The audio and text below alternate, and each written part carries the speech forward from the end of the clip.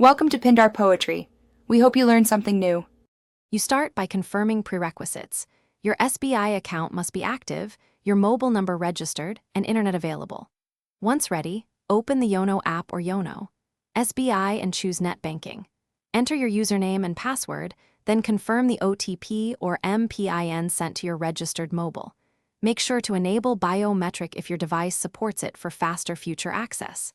This step secures your session and links your identity to the device, so you can proceed to transactions safely.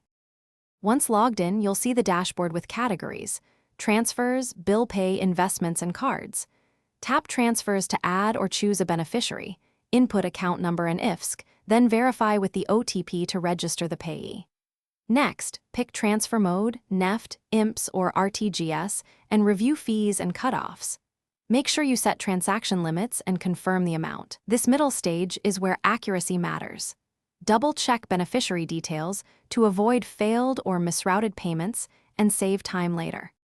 You finish by carefully reviewing the transaction summary and authorizing with your MPIN or OTP, then save or screenshot the receipt for records. Make sure to enable SMS and push alerts and set e-statement preferences to track activity and catch errors quickly. For recurring bills, schedule payments now to avoid misdues.